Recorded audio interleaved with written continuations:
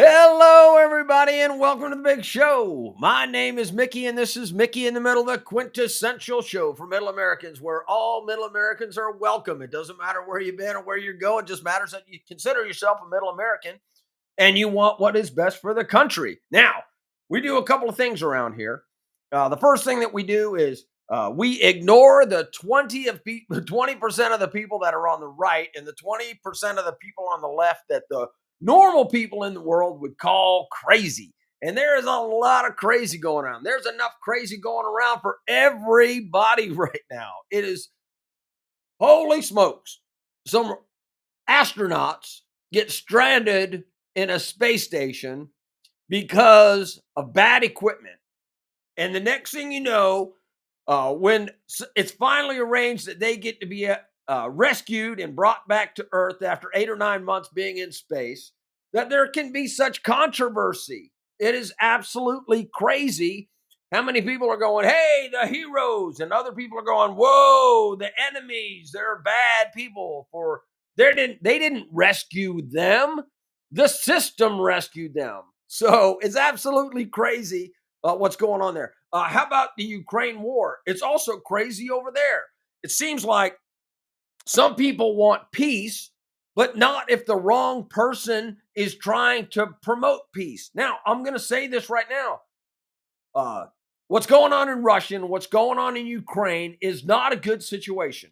Vladimir Putin cannot be trusted. I do not trust that guy as far as I can throw him. However, he is the leader of a country called Russia, and he has been the leader of a Russian country for a really, really long time. You know who else I don't trust? I also don't trust Zelensky. Zelensky's been the president of Ukraine since 14. Oh, wait a minute, not 14. Maybe it's after 14, maybe. So anyway, but he has suspended all political parties. He's gotten rid of the free press. I don't trust that guy either. The only person I don't trust Europe, I don't trust NATO, I don't trust Trump, I don't trust anybody in this. But all I know is that everybody is fighting about the simple fact that the people of the United States of America are working on peace. Now, that can't be a bad thing. Now, Marco Rubio's been over there talking to Russia. He's been talking to Ukraine. He's trying to get them going. They kind of have a semi-ceasefire for certain things, but they don't have a certain ceasefire for other things. But that's gone crazy. Here in the United States of America, the fight over DEI is also gone crazy. So let's not listen to the 20% on the right about that. Let's not listen to the 20% of the crazies on the left about that. It seems like everybody in the Republican Party is happy, but some of us in the middle are not happy. And it seems like people on the left are mad at the people on the right, and the people in the middle are being totally ignored. But tonight, we're going to give you some perspective on the way things are shaping up in the world, specifically about the United States government and DEI and getting rid of DEI and saying that DEI has no place in government. So I made a whole bunch of notes, and we're going to be talking about those notes as we go along in order to make sure that we have the right perspective on what is going on in America. So before we get to that, let's get to the stuff that we always get to. Let's talk about who won the gold medal tonight. Carolyn Greg's Ledger, congratulations. You are the winner of the Mickey in the Middle Comment Olympics. You are the first place. Don Ledger, hey, I heard you guys know each other. You guys are first and second place. So congratulations. That's gold medal and silver medal. Gold goes to Carolyn. Silver goes to Don. That's like to say, hey, thanks a lot for tuning in. All right, so let's get on with this. Let's do the show as we do the show. So right here we have, hey, the Constitution of the United States of America, always a good thing. We always talk about that. World population, 8,212,247,670 people in the world with you and I. Let's see who's got the most people. India has 1,460,000,000 people. China right behind them with 1,417,000,000. And the United States of America with about 1/4 of the population. No, actually, it's less than that. It's between 20 and 25% of the population of India and China. So that's crazy. Who else? Thailand is in the top 20 with 71 million. I did not know that Thailand had that many people. The world debt clock, everybody is in debt. The United States is $36 trillion in debt. This was 36.5 last week. And now it's 36,617, continuing to go up. You notice that number is not reversing. China is about $15 trillion in debt. So that's crazy. That's absolutely crazy. So, all right. So let's go to, hey, no thanks. I appreciate it. So that's a Forbes article that we're going to be talking about here in just a second. So what started tonight's conversation? Tonight's conversation got started a few days ago on Facebook when somebody wrote that an American hero had their information ripped off the pages of the Department of Defense. Now, initially, when I looked at it, I was like, hey, that's crazy, man. Why would the Department of Defense rip down information about one of America's heroes that had won the Medal of Honor? And I started thinking about it. Trump and a lot of people in the Trump administration have been talking about getting rid of DEI initiatives all across the United States federal government. And that means that the Department of Defense, being part of the administration, has been wiping out different websites that recognize the folks that are minorities and women, and it doesn't matter. If it seems like it's DEI, diversity, equity, and inclusion, that they're wiping it off. Now, here's the problem with that.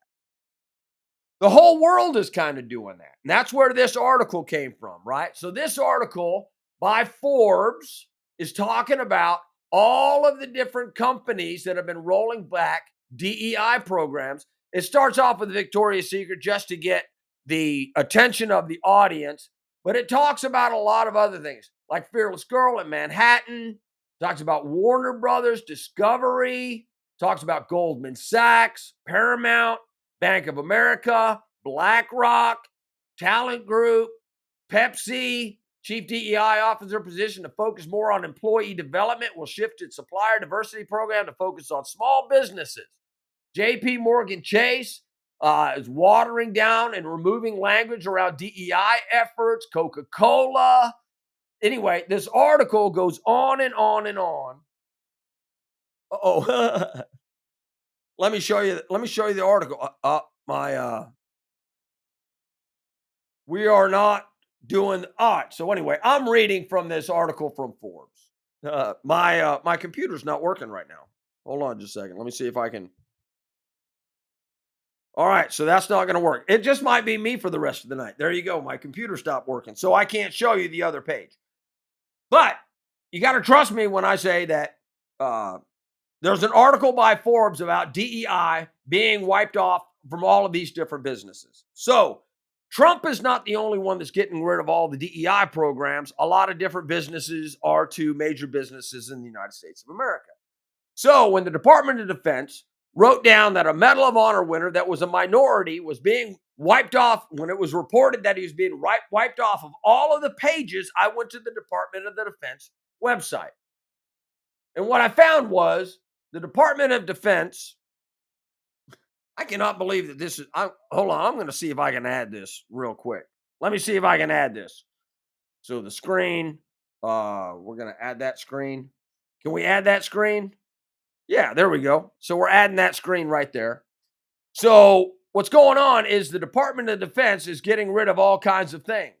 And as we scroll down here, we notice that this is the Department of Defense website. And this right here is written in, it says John Levito. John Levito was also a Medal of Honor winner. And when you search for John Levito, he's a white guy, by the way. Guess what happens? It comes up with 4 different articles, and none of them, I repeat, none of those articles are about the department or about John Levito. They all reference John Levito in the article as being a member of the United States military because he was the youngest person in the Department of Defense to win the Medal of Honor, and he was a loadmaster. By the way, I'm a loadmaster. He was a loadmaster. I met John Levito when he was still alive. He was one of my heroes. He was a great guy. He has since passed away, but John Levito is no longer listed on the Department of Defense, so they are getting rid of a whole bunch of different stuff. Now, is he still recognized on the Air Force website? Yes. Is he still recognized across other things? Yes. The Department of Defense is getting rid of things. Here's what my fear is, and this is my big fear. The people are stupid. People are really stupid.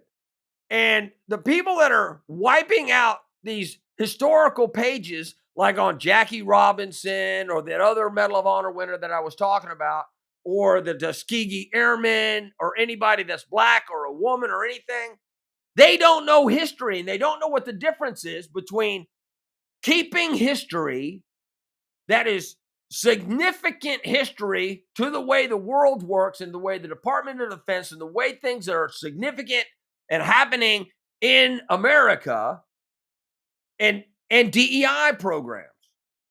So they need to be very, very careful because the Smithsonian Institution is also works for the administration. And that's all historical stuff. But when you start messing around with their website and you start going, well, this is DEI and this is DEI and this is DEI and this is DEI and this is DEI, some of that is really significant historic balances because up into the 1960s, before the Civil Rights Movement, there were many minorities in this country that were not properly recognized for their efforts. And when they finally did get recognized for their efforts in the United States of America, it was a significant event for America. And the fact, so I will take Selma, Alabama as an example. Was Selma, Alabama a DEI initiative? Or was Selma, Alabama a significantly historical event in the United States of America? Because I believe that it was the first time that was properly documented on TV for the entire world to see the plight of blacks in America fighting for civil rights. And that's what the problem here is. It's a nationally historical event. And is that DEI? No, it's not DEI. It's significantly historical to all of us in the United States of America. So I have to caution everybody that's a huge Trump fan that's saying, yeah, we got to get rid of DEI. There's a big difference in getting rid of DEI, which is, hey, just because you are a certain, either a minority or a woman or a disadvantaged person, because you are in that significant position that is important to you, is it historically significant to the rest of us? Let's take the first Irish American to run a marathon. Okay, many other people have run marathons before. The fact that that individual, being diverse, wanting to be included, wanting to have equity, running that race, would that Irish person be recognized? Well, I would say no. However, if that person happened to be Irish and black, then it would have been in the DEI world a significant event. Therefore, it would have been talked about and would have had a website and had stories written about them. But just being an Irish white person, the story would not have been written. But being Irish and black, the story would have been written. Do you see the difference? One is not a history. Just because the individual happens to be a person of color or a minority does not change the fact that they ran a marathon, which is a mundane event. The other event that I used when I was writing down different things about this is unmanned flights in the Air Force. We had many unmanned flights. The first unmanned flight of a B-52, the first unmanned flight of a C-17, the first unmanned flight of a C-130 aircraft. The first, do you know what unmanned flight is? An unmanned flight means that there are no males on board. It was all women. It's a very, very clever way to look at it, but there are significantly less number of women that are in the United States Air Force than there are men.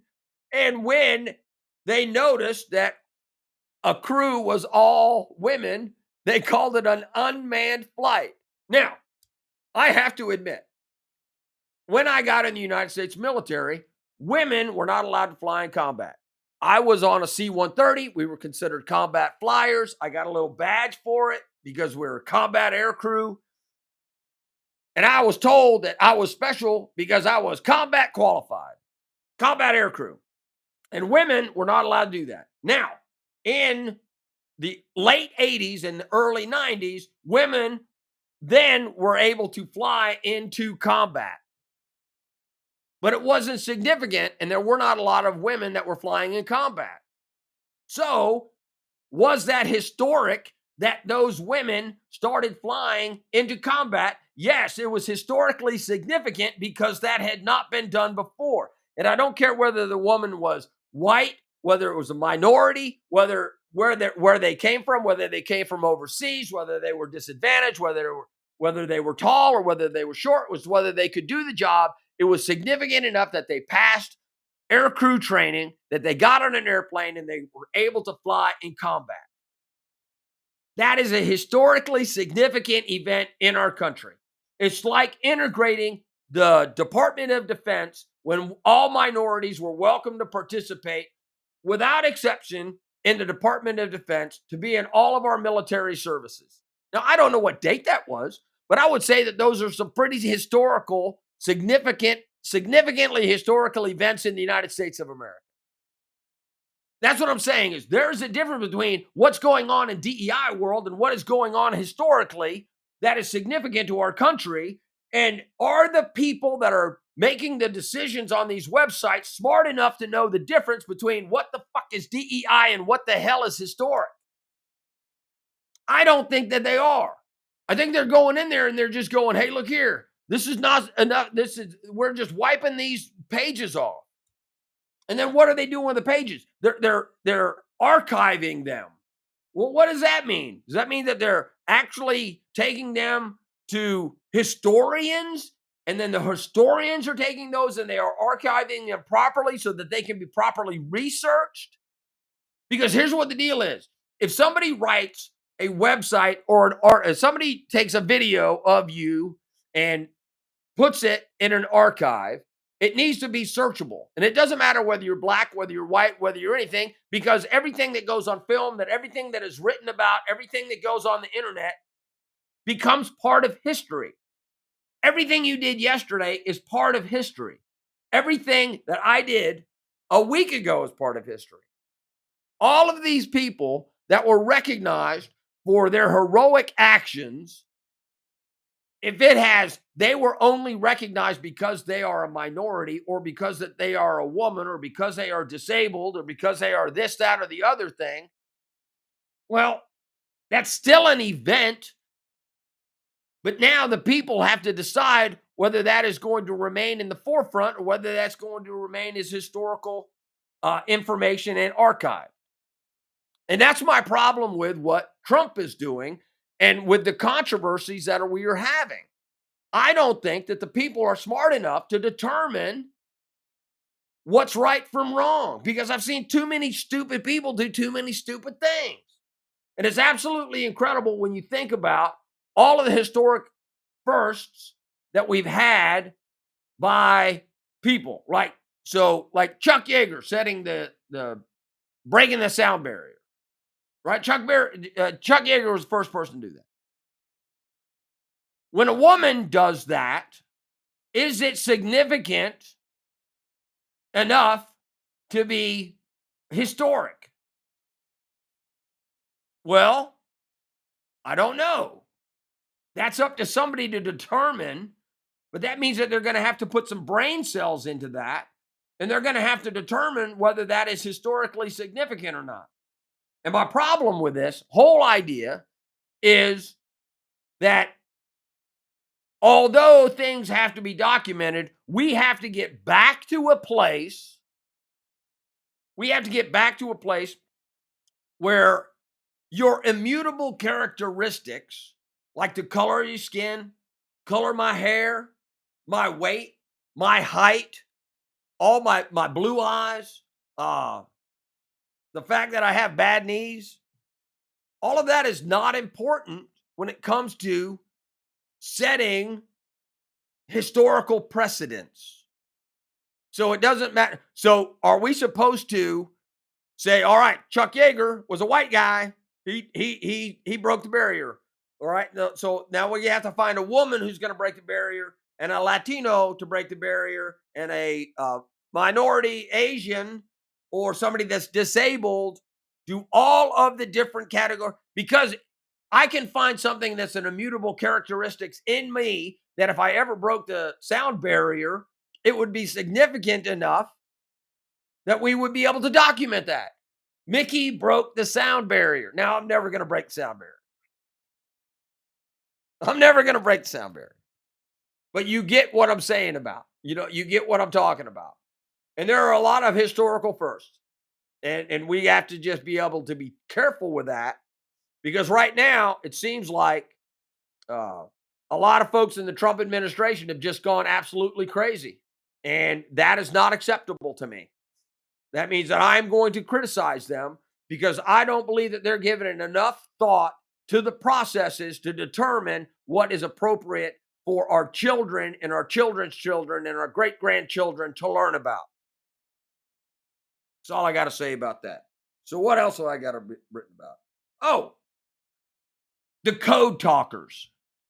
There's another great example about the code talkers. It's the Navajo Indians that secured our communications in the Pacific by talking their native language in order to ensure our communications in the Pacific were secretive and unbreakable codes, because it was their native language. Apparently, that has also been wiped off the Department of Defense website. Now, when I went to go look for it, I could find some articles, but apparently there was more articles and more web pages about it. But that is a historical significant event, and I wrote it down, so I needed to talk about it. So, the Army recognized the ability of tribal members to send coded languages in World War I and realized the codes cannot be easily interpreted by the enemies. Women in Space Force, how do you do this? How do you decide all this? All right, so let me get back to the top, scroll on down, right? So let's talk about everybody blowing up Teslas. Don't do that. If anybody wants to talk about swatting somebody or blowing up Teslas, listen, everybody, we are above that. We settle our differences at the ballot box, not by using terrorist acts. If you are destroying somebody's property or you are threatening somebody, that is a terroristic act, and everybody needs to stop that, and everybody needs to discourage that. You don't need to get on and start threatening people on social media. You don't need to take matters into your own hands. As I said last week, everything is not as bad as it seems. The world moves slowly. When the political landscape changes, it affects very little for the common person for a long time, and those changes are always slow. And it doesn't matter whether it's Republican or Democrat. It does. I mean, come on. Come on. Everybody needs to chill out. They need to stop trying to get even. They need to stop trying to make a thing happen, right? Somebody told me that the electrical grid was going to collapse. It's not going to collapse. There's nothing that anybody's doing that's going to cause a war. There's nothing that's going to cause the electrical grid to collapse. We're all okay.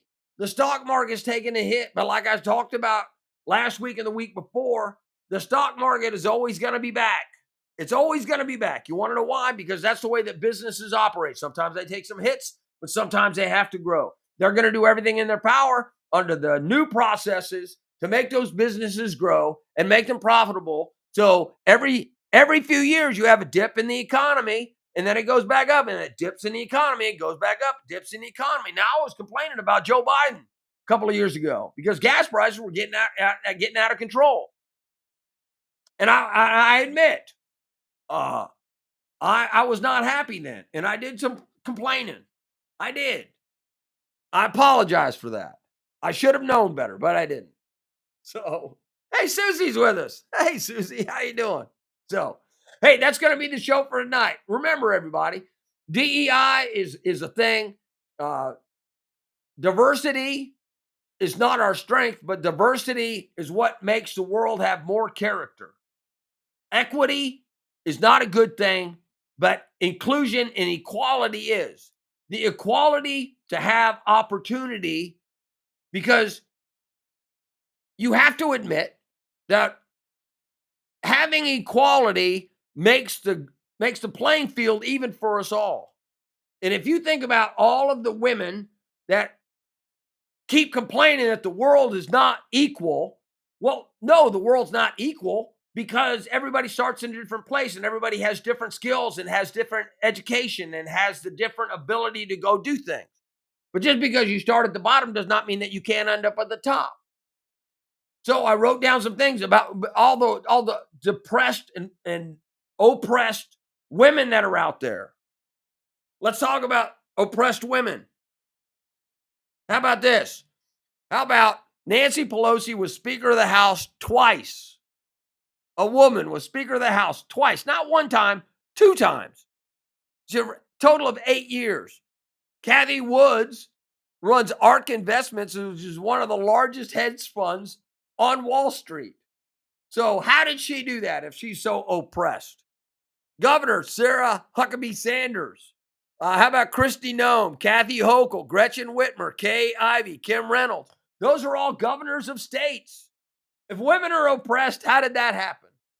I know hundreds of business women that are out there doing the same thing that dudes are doing, going out there and putting their best foot forward, trying to start businesses and trying to grow them. We have a bunch of successful women right here. That's what equality looks like. Nobody's holding you down. If you can go to the bank, you qualify for a loan or you don't qualify for a loan. Matter of fact, the person that you're probably talking to has a 50% chance of being a woman when you go to a loan for a bank. And why wouldn't a woman give you a loan for a bank loan if you're a woman? It just comes down to the numbers. Are you qualified in order to qualify for the loan? That means that everybody has an opportunity. My sister is starting Grounds Coffee at Cornerstone Cafe down in Biloxi, Mississippi. I'm telling you right now, she understands that opportunity is reigning. She's got to go open up a coffee shop in Biloxi, Mississippi, so that she can support herself, support her friends, support her Christian community. Isn't that fantastic? I think it's absolutely great. So I'm just saying that opportunity is the being equal is better than equity, because equity means that everybody ends up in the same place, but that's not going to be good. So I'm going to wrap up with that. The Department of Defense is doing what they think is right, and I think they're going to be stupid about it, but hey, that is what it is. It does not erase the historical events that happened.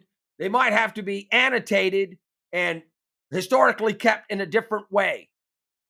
But it doesn't mean that they're gone because the events still happened. It's incumbent upon you and me to remember all of the historical events. And you go, well, how are we supposed to find out about this? Because there's other, like the Medal of Honor Society is out there. They recognize every single Medal of Honor winner. It doesn't matter what the Department of Defense does, right? The Department of Defense has the records that says who the Medal of Honor winners are, and it doesn't matter whether they're black or white. The Medal of Honor does not read, on this day, a black person did this. It doesn't read, on this day, a white person did this, or on this day, a Hispanic person or an Asian person did that. It read the name of the individual and what the accomplishments were, independent of whether they had any immutable characteristics. All right, I think I'm done rambling. We're at 30 minutes and 45 seconds. So thanks a lot for tuning in, everybody. I hope you learned something. I hope changed your perspective about something. Ignore the 20% of the crazies on the left and the 20% of the crazies on the right. Just stick with us and the 60% of the good people in the middle that are trying to do our best every single day. Remember, this is Mickey in the Middle, the quintessential show for Middle Americans. Mickey in the middle of the week, 9 p.m. every single Wednesday. I hope you guys have a great day. I love you. Take care. I'll see you next week. See you later. Bye-bye.